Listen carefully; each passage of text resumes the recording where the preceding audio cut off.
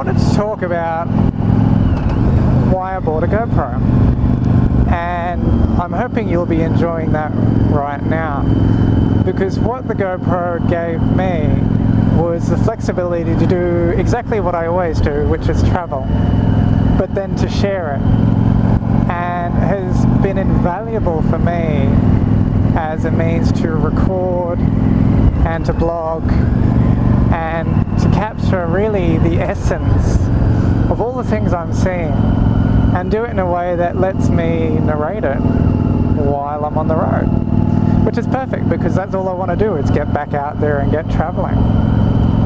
And its flexibility is fantastic. Just take a look out this, get hang gliders going over here occasionally.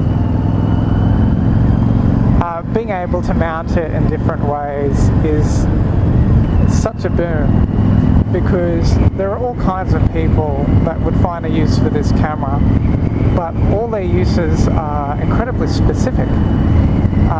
What I need it for on a motorcycle is going to be very different from somebody who needs it on a surfboard. And this is where it really helps that you can customize it and tailor it to exactly what you need.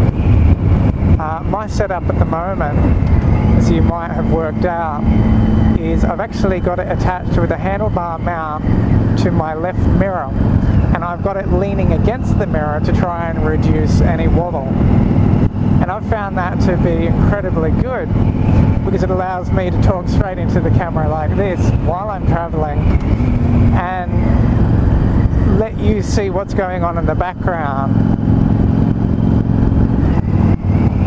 And it's a little pricey, so there is definitely an investment involved, and it's not easy for a backpacker to shell out 400, 500 bucks to get the black Hero.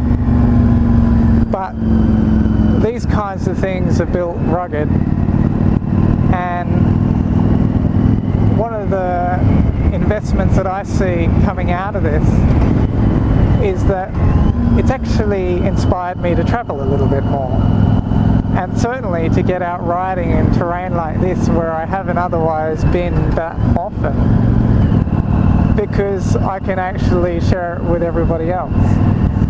And I'm really excited to be doing that. So for me, it's not just an investment in a camera, but something that has increased my travel experience. Now, it's pretty flexible. You can go all the way up to 4K cinema, though I don't think you'll find much of a use for that. The frame rate is pretty poor, but if you want to do time-lapse, you can. And the time-lapse function is not something I've played with just yet, but is also a really cool feature. And particularly if you're savvy splicing videos and moving things around, you can do a few snaps and cuts, do a quick montage. It's all accessible to you, but in a very portable format, and amazing quality. At the moment I'm filming at 48 frames per second, 1080p, and there's a really good reason for that. And initially when I started filming, I thought, look, there really isn't much point filming more than 24 frames per second in Australia, so we use PAL television here. And so I did that. And then when I replayed my videos, I found that my helmet was starting to wobble. And the reason for this is that the GoPro uses a rolling shutter. So of course during accent shots and what you have here where I'm traveling quite quickly on the road, ooh, that was a bit of a turnout, you find that you are actually capturing something different at the bottom of the frame than you are to the top as the frame rolls through the shutter. Which means it's much better in my experience to be using 48 or 60 frames per second when I'm moving through terrain because you capture a nice clean shot, you get quite high quality. And for adventurers and stunts and anybody out there filming things at quick speeds, that's really important. So it has that capacity.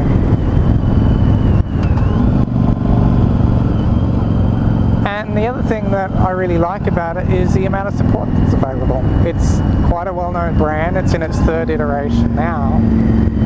And that means you know that there's going to be support around for a long while to come yet.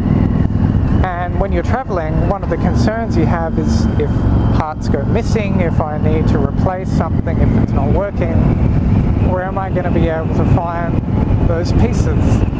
And the marketing support, as I'm sure you all know, is immensely good for the GoPro, and it's available pretty much anywhere that takes its cameras seriously because they sell so well.